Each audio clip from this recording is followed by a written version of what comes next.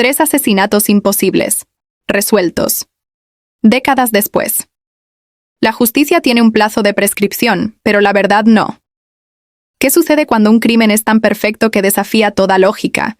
¿Cuando las pistas se esfuman y los sospechosos tienen coberturas impenetrables? Estos no son casos comunes. Son rompecabezas diseñados para no ser resueltos. Hoy, en una investigación exclusiva, revelaremos cómo 3 de los crímenes más enigmáticos de la historia fueron finalmente descifrados. No por una sola prueba milagrosa, sino por la terquedad de investigadores que se negaron a olvidar, por avances científicos que parecen sacados de la ciencia ficción, y a veces por un error imperceptible que el asesino cometió hace 20, 30 o 40 años. La partida entre el genio del mal y la obstinación del bien finalmente tuvo un ganador. Prepárense para adentrarse en las sombras del pasado. Advertencia. El siguiente contenido se basa en hechos reales, casos documentados e informes de investigación. Su propósito es informativo y educativo, dentro del ámbito del análisis criminológico. Se recomienda discreción al público, ya que se abordan temas sensibles que pueden herir susceptibilidades. Las opiniones expresadas son análisis del caso y no sustituyen el criterio de las autoridades legales. Este canal condena todo acto de violencia. Hola a todas y a todos, miembros de nuestra comunidad de investigadores. Soy Lisbeth Medina. Cada día en este canal nos sumergimos en los abismos de la conducta humana para entender lo incomprensible, no por morbo, sino por la convicción de que cada caso resuelto es un triunfo de la luz sobre la oscuridad. Hoy iniciamos un viaje especial. Un documental en 3 partes que explora crímenes que durmieron en archivos polvorientos durante décadas, hasta que una tenue luz al final del túnel los iluminó. Gracias por estar aquí, por su mente crítica y por querer saber más allá del titular. Comencemos con el primer misterio, un caso que redefinió los límites de la paciencia investigativa. Caso 1. El mensajero del silencio. El asesino que hablaba en código y dejó de matar por 15 años. Era el otoño de 1978 en la ciudad portuaria de Halifax, Canadá. El aire frío del Atlántico comenzaba a cortar como un cuchillo. En la mañana del 12 de octubre, un cartero que realizaba su ruta temprana encontró, apoyado contra la puerta de la Biblioteca Pública Central, un paquete rectangular meticulosamente envuelto en papel marrón. No tenía destinatario. Intrigado, lo llevó al mostrador de atención. La bibliotecaria, Margaret Shaw, una mujer metódica de 50 años, lo abrió con cuidado. Dentro encontró no un libro, sino una cinta de casete de audio común, y una sola hoja de papel con un mensaje mecanografiado. La sinfonía inconclusa. Pista 1. Para los que saben escuchar. Margaret, pensando que era una donación excéntrica de algún estudiante de música, reprodujo la cinta en una grabadora de la sala de recursos. Lo que escuchó la heló hasta la médula, y cambió para siempre la historia criminal de la región. No era música. Eran los sonidos crudos, indiscutibles y prolongados de una persona siendo asfixiada. Entre jadeos y golpes sordos, se escuchaba una voz masculina, modulada y casi susurrante, recitando lo que parecían ser coordenadas geográficas. La policía acudió de inmediato. Las coordenadas llevaron a un bosque denso a 50 kilómetros al norte de la ciudad. Allí, en una fosa poco profunda cubierta solo por hojas, encontraron el cuerpo de una mujer joven, posteriormente identificada como Karen Blythe, una estudiante de literatura de 22 años desaparecida 3 días antes. No había signos de agresión sexual. Su ropa estaba intacta, colocada de manera ordenada. Junto a su cabeza, una nota plastificada con el mismo tipo de letra de máquina de escribir. Movimiento 1, andante, opus 1. Así comenzaba el infierno, ¿sí?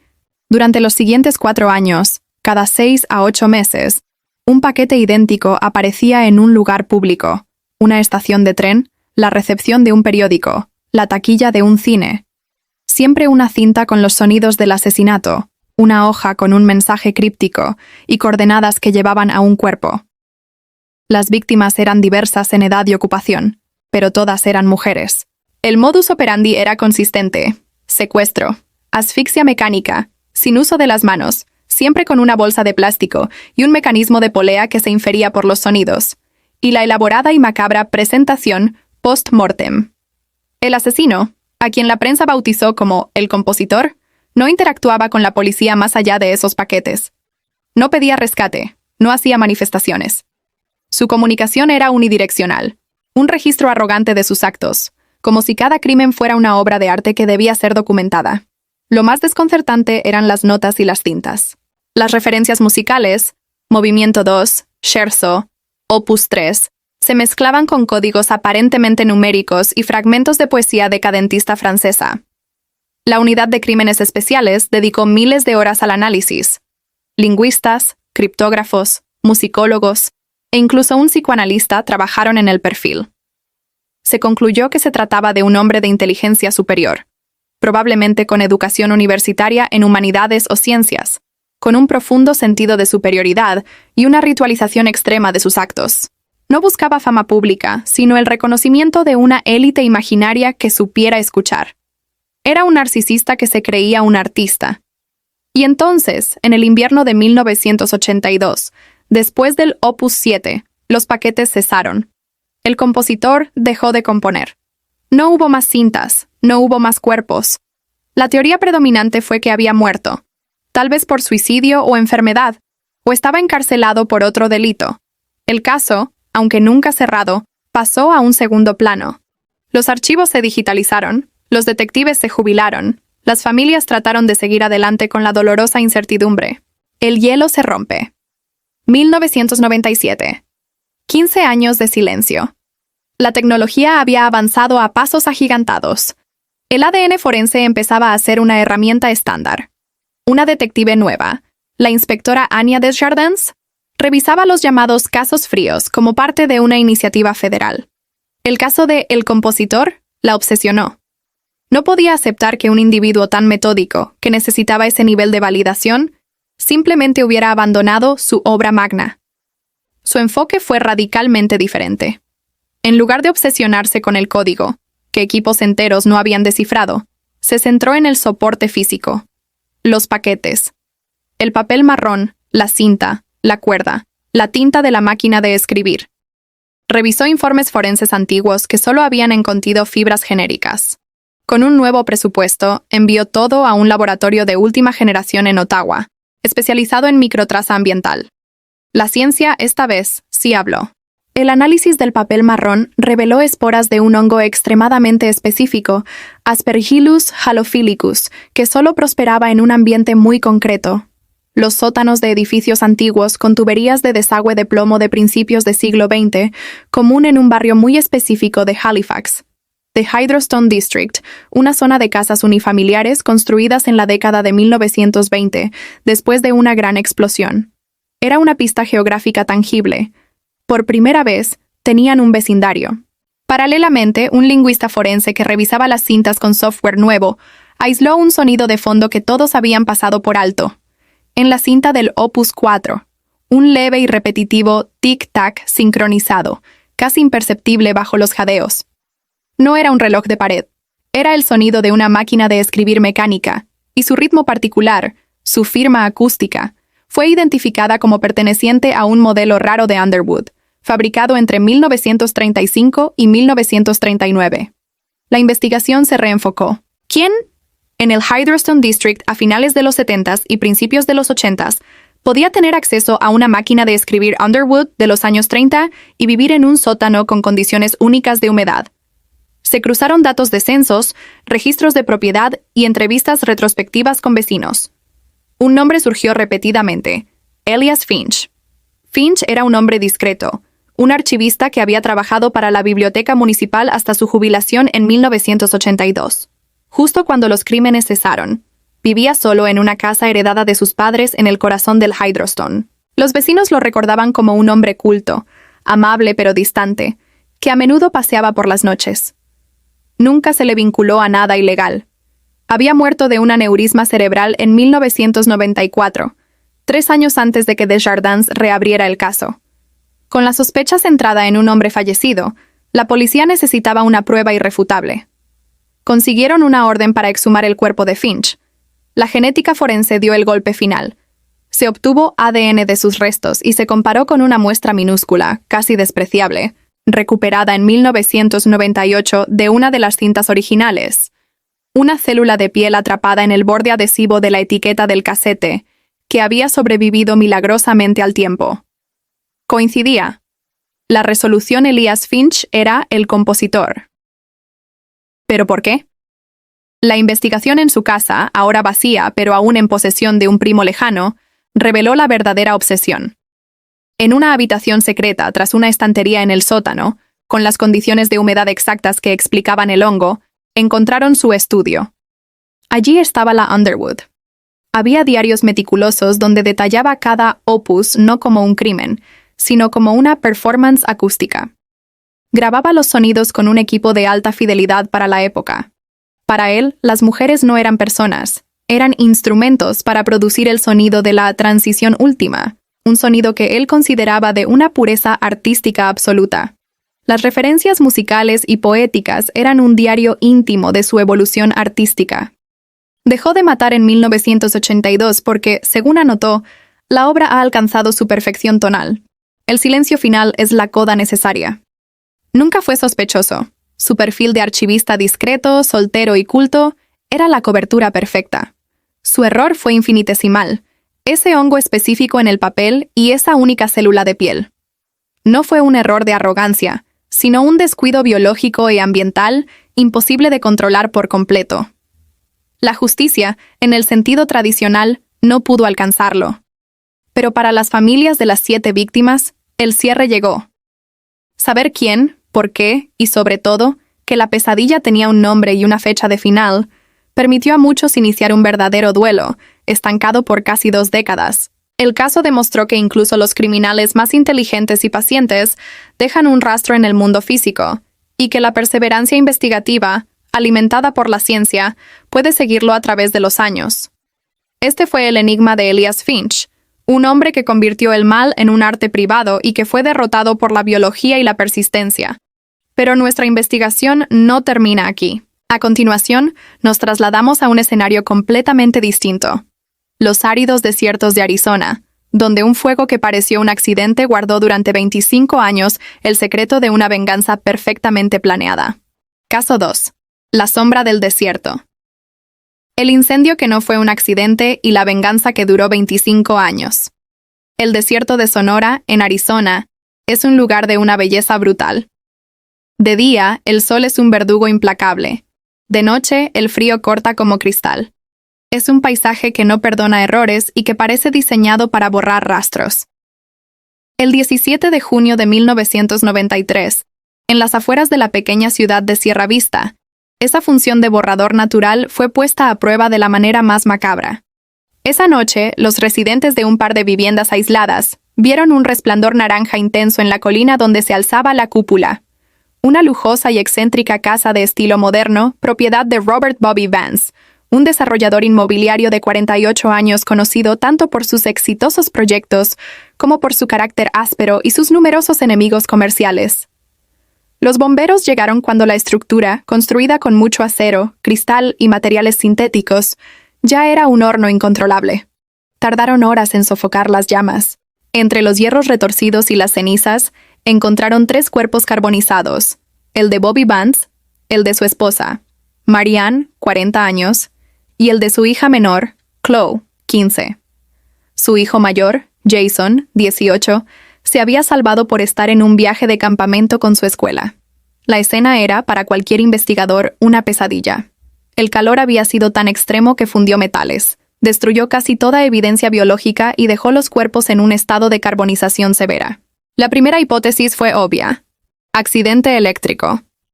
La casa era conocida por su complejo sistema de iluminación y climatización, y Vance era famoso por hacer modificaciones sin permiso. El sheriff del condado, tras un par de semanas de investigación superficial, dictaminó origen accidental probable, relacionado a un fallo en el cuadro eléctrico. El caso se archivó. Una tragedia familiar más, agravada por la riqueza de la víctima, pero al fin y al cabo, un accidente. Sin embargo, una persona nunca lo creyó: Jason Vance. El joven de 18 años que perdió a toda su familia en una noche regresó de su viaje a un infierno personal. No solo al duelo, sino a una certeza visceral. Su padre, le dijo a cualquiera que quisiera escuchar, era obsesivo con la seguridad. Revisaba personalmente la instalación eléctrica cada mes. Él no confiaba ni en los electricistas que contrataba, declaró Jason a un periodista local que hizo un breve artículo. pero su voz fue ahogada por el ruido de la conclusión oficial y por los intereses que rápidamente se movieron para liquidar el imperio de Bobby Vance. Jason, convertido en adulto de la noche a la mañana, heredó una fortuna envuelta en litigios y sospechas. Los años de la obsesión. Jason Vance no se rindió. Usó parte de su herencia para financiar una investigación privada paralela. Contrató a un ex investigador de incendios del FBI, Frank Kelso, un hombre ya jubilado, pero con una mente escéptica y brillante. Juntos, comenzaron a desmontar la teoría del accidente, pieza por pieza. Su primer hallazgo clave fue en los archivos fotográficos de la investigación del sheriff. En una foto de los restos del cuadro eléctrico principal, ampliada digitalmente con la tecnología de mediados de los 90, Kelso vio algo. Los disyuntores mostraban un patrón de fusión específico. En un incendio de origen eléctrico, ciertos interruptores se funden de adentro hacia afuera por el paso de corriente. En estas fotos, la fusión parecía ser más externa, como si un calor intenso y generalizado los hubiera alcanzado desde fuera. Era una anomalía sutil, pero para un ojo entrenado, era la primera grieta en la historia oficial. El segundo hallazgo vino de los vecinos. Kelso y Jason los reentrevistaron metódicamente. Uno de ellos, un anciano que vivía a casi 2 kilómetros, recordó un sonido esa noche. No una explosión, sino algo así como un whoosh fuerte, como un soplete gigante, unos 10 minutos antes de ver las llamas. Otro vecino, que paseaba a su perro, mencionó haber visto una camioneta pick-up modelo antiguo, color oscuro, estacionada en un camino de tierra que llevaba a la parte trasera de la cúpula, unas horas antes del incendio. No le dio importancia en su momento. La investigación se centró entonces en la dinámica del fuego. Kelso, con un modelo científico, argumentó que la rapidez y la intensidad del incendio, descritas por los bomberos, como si toda la casa se encendiera a la vez, eran inconsistentes con un origen eléctrico localizado. Sugerían un agente acelerante distribuido, pero no se había encontrado rastro químico. El incendio había sido tan caliente y los restos tan regados con agua que cualquier residuo de gasolina o queroseno se habría evaporado o destruido. Aquí es donde el caso se congeló durante años. Sin evidencia física contundente, sin un móvil claro, la teoría de Jason apuntaba a un socio despechado pero no había pruebas, y con la oposición tácita de unas autoridades locales que no querían reabrir un caso resuelto, la investigación privada llegó a un callejón sin salida. Jason Vance vivió con la sombra de esa duda, administrando los negocios familiares con una amargura que lo consumía. El punto de quiebre, 2018. 25 años después del incendio, la tecnología dio un salto que Frank Kelso, ya muy mayor, y Jason Vance, de 43 años, no podían haber imaginado en los 90. Se enteraron de una nueva técnica de análisis forense desarrollada por el Instituto Nacional de Estándares y Tecnología, NIST, en Estados Unidos, la espectrometría de masas por ablación láser aplicada a restos de incendios. Esta técnica podía, literalmente, vaporizar micromuestras de escombros carbonizados y detectar trazas ínfimas de moléculas orgánicas complejas que hubieran sobrevivido al fuego, incluso después de décadas. Era una aguja en un pajar, pero era una posibilidad. Con una orden judicial obtenida tras una batalla legal de meses, consiguieron acceso a los escasos restos físicos del caso que aún se almacenaban en una caja en el archivo del condado. Unos fragmentos de la base de concreto donde estuvo el cuadro eléctrico, un trozo de viga metálica retorcida, y lo más crucial, trozos de la moqueta sintética que había en el pasillo principal, recuperados de los bordes menos quemados. Los enviaron a un laboratorio especializado. El proceso tardó semanas. La espera fue agonizante. Cuando llegó el informe, Jason Vance supo que su lucha de 25 años no había sido en vano. El análisis de la moqueta reveló la presencia de difenil éter polibromado, PBDE, un retardante de llama, y junto a él, trazas de un compuesto orgánico volátil muy específico, acetona peroxidada trimerizada, TATP. Era la combinación letal. El TATP es un explosivo orgánico potente, altamente inestable y sensible al calor y a la fricción, conocido como la madre de Satán. Es usado por terroristas por la facilidad de fabricarlo con productos domésticos, pero lo revelador fue encontrarlo junto a un retardante de llama. Esto indicaba un diseño diabólico. El retardante de llama no estaba para evitar el fuego, sino para retardar el inicio de la ignición en un punto específico, permitiendo que el TATP, distribuido por la casa, alcanzara una temperatura crítica de forma homogénea. Cuando el retardante cedía, todo estallaba en llamas casi simultáneamente. No era un incendio. Era una explosión de fuego controlada y retardada. Una bomba incendiaria de alta sofisticación. La sombra toma forma. Con esta evidencia científica irrefutable, el caso fue reabierto oficialmente como un triple homicidio. La nueva investigación, ahora con el respaldo del Estado, ya no se centró en los socios de Bobby Vance, sino en alguien con conocimientos de química aplicada y acceso a la casa. Revisaron los registros de empleados, contratistas y conocidos.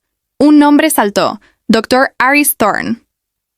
Thorne había sido un brillante profesor de química en la universidad comunitaria local, despedido en 1991 después de que Bobby Vance, miembro de la junta directiva de la fundación que financiaba el departamento, impulsara su despido. La razón oficial fue recortes, pero Thorne siempre sostuvo que fue por una disputa personal. Vance había cortejado y se había casado con la que era la novia de Thorne, años atrás la misma Marianne, madre de Jason y Chloe. Thorne nunca se recuperó profesional o emocionalmente. Había desaparecido de la ciudad poco después del incendio, diciendo que se mudaba al norte para trabajar en la industria. El móvil era potente: venganza por la carrera destruida y por el amor perdido. La oportunidad era clara. Thorne, como profesor, tenía acceso a laboratorios y conocimientos para sintetizar TATP y diseñar un dispositivo de ignición retardada. Los detectives rastrearon a Thorne, que vivía bajo otro nombre en Oregón, trabajando como consultor de seguridad industrial. Cuando lo detuvieron en 2019, no confesó inmediatamente. Pero la evidencia era abrumadora. Un registro químico de su antiguo laboratorio universitario, reexaminado, mostraba compras anómalas de precursores del TATP en 1992. Un antiguo alumno recordó que Thorne, en sus clases, hablaba con fascinación malsana sobre la pureza destructiva de los peroxiacetones. Y la guinda final: al registrar su casa actual, encontraron entre sus posesiones, en una caja de recuerdos, una llave. Era una llave antigua, que pruebas demostraron correspondía a una puerta lateral de la cúpula. Una puerta que Bobby Vance siempre mantuvo por si necesitaban los proveedores de la piscina. Thorne, en algún momento, había tenido acceso no supervisado. Frente al cúmulo de pruebas, Aris Thorne, con 71 años, finalmente se quebró. No expresó remordimiento por las muertes, sino una satisfacción retorcida. Dijo que el accidente eléctrico fue una solución elegante que todos aceptarían, que había esperado 25 años a sentirse seguro, y que ver a Jason Vance sufrir todos esos años fue un bonus no planeado, pero gratificante. Su venganza era un proyecto científico perfecto, y durante un cuarto de siglo lo fue. La justicia, aunque tardía, llegó. Aris Thorne fue condenado a 3 cadenas perpetuas consecutivas sin libertad condicional. Para Jason Vance, el veredicto fue un alivio agridulce. Había dedicado su vida adulta a buscar la verdad, y la encontró.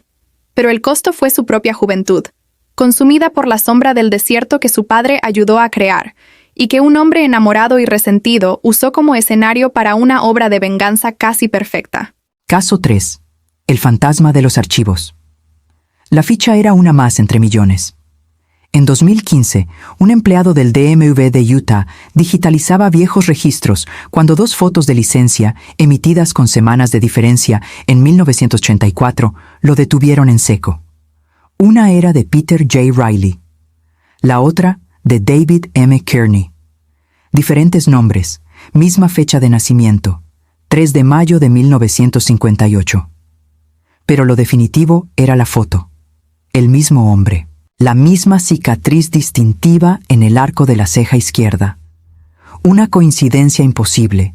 Este hallazgo casual, un error administrativo de hace 30 años, desenterraría la existencia de un asesino que no solo había matado a un hombre, sino que había asesinado su propia identidad una y otra vez. La investigación comenzó como un simple caso de fraude. David M. Kearney era un ciudadano modélico, auditor de seguros, padre de familia, contribuyente. Su vida era aburridamente normal. Peter J. Riley, por el contrario, había desaparecido sin dejar rastro en 1986. Al rastrear el origen del certificado de nacimiento de Kearney, se toparon con una verdad macabra. El auténtico David Kearney había muerto a los 2 años en 1960. Alguien había rescatado la identidad de un niño fallecido, una técnica de fantasma que provee papeles legales impecables. Esto ya no era un fraude, era la huella de una fuga. La pregunta se volvió urgente. ¿Quién era realmente el hombre que vivía como Kearney? ¿Y qué le había sucedido a Peter Joe Riley? La pista crucial vino del último lugar donde Riley fue visto, un garaje alquilado. Una nueva inspección con luces forenses reveló manchas de sangre antigua en el suelo de concreto. El perfil de ADN extraído no coincidía con ningún desaparecido. Pero cuando los investigadores obtuvieron discretamente el ADN del falso David Kearney, de un tenedor desechable, la coincidencia fue exacta. La conclusión era inevitable. El hombre que ahora era Kearney había matado a Peter J. Riley en ese garaje en 1986. Había cerrado su identidad anterior con un crimen, pero una duda persistía. ¿Y si Peter Riley tampoco era su identidad original? El asesino parecía un experto en borrar huellas. Los investigadores usaron la última arma disponible, la genealogía forense. Ingresaron su ADN en bases de datos públicas, buscando parientes lejanos. Los resultados apuntaron a familias del Medio Oeste y, críticamente, sugirieron que el hombre podría ser mayor de lo que parecía. El avance llegó al cruzar esta información con registros militares de la era de Vietnam. En una lista de desertores de 1971 encontraron la foto de un joven soldado, Walter J. Salis. La cicatriz en la ceja era inconfundible. Walter Salis, de un hogar problemático en Ohio, había desaparecido después de desertar. El círculo comenzaba a cerrarse. La reconstrucción final fue aterradora en su meticulosidad. 1. Walter Salis deserta del ejército en 1971, convirtiéndose en un fugitivo. 2. En algún momento de los 70, asume la identidad de Peter J. Riley, posiblemente después de eliminar al verdadero Riley inicial. 3. Vive una década como Riley, un mecánico solitario. 4. En 1986 decide dar un salto a una identidad aún más limpia. Mata a cualquier vínculo restante con su vida como Riley, quizás al mismo hombre cuya identidad usaba, y entierra a Peter J. Riley para siempre. 5. Para su nueva vida, busca la identidad perfecta, un niño muerto cuyo registro nunca se cruzará con el de un adulto. Elige a David M. Kearney. 6. Con el certificado robado, construye desde cero una vida respetable, manteniendo un perfil bajo y una conducta intachable por 30 años. Su error fue un exceso de confianza burocrático. Al solicitar una segunda licencia como David Kearney, tan pronto después de la de Peter Riley, en la misma oficina y con la misma foto subyacente, dejó que dos piezas de un rompecabezas que nadie buscaba quedaran juntas esperando a ser vistas. Confrontado en 2018 con la evidencia del ADN, la foto del desertor y la prueba de la identidad infantil robada, el fantasma se materializó. Confesó ser Walter Salis. Habló de los asesinatos no con rabia o arrogancia, sino con la frialdad de un administrador cerrando archivos obsoletos. Matar no era un acto de pasión, era una herramienta de gestión logística, un paso necesario para mantener su fachada de inexistencia.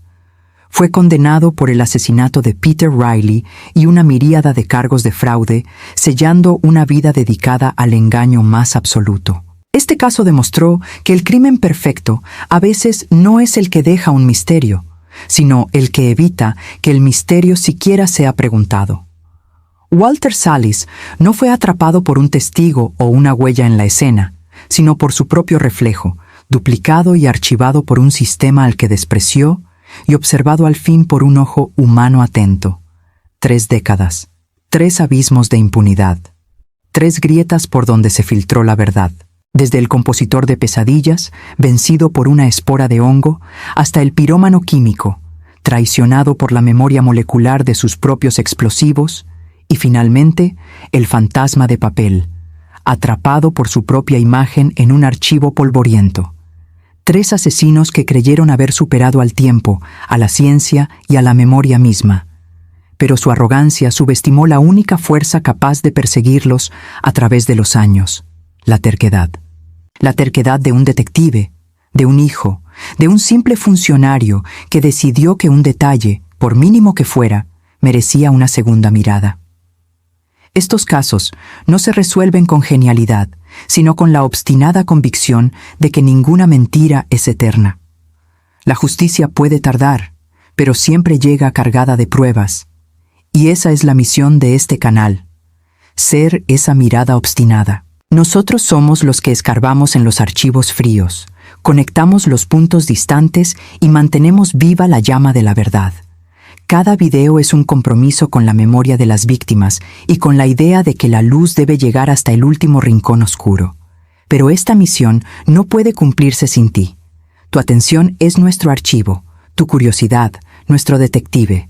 Por eso, hoy te necesitamos más que nunca. Si estas historias te han demostrado que el bien puede tener la última palabra, incluso 30 años después, únete a nosotros de manera oficial. Suscríbete al canal y activa la campana. Cada suscripción nos da el respaldo para investigar más a fondo, para destinar más recursos y traerte documentales aún más impactantes. Da like a este video. Es nuestra evidencia de que este trabajo importa, de que hay una comunidad que exige respuestas. Comenta, ¿cuál de estos 3 criminales te pareció más inteligente? ¿Y cuál fue su error más estúpido? Tu análisis enriquece nuestra investigación. Comparte este documental. Hablemos de estos casos. Seamos juntos la comunidad que no olvida. Gracias por vernos hasta el final. La próxima investigación ya está en marcha. Nos vemos en el siguiente video donde descorreremos otro velo. Suscríbete para no perdértelo.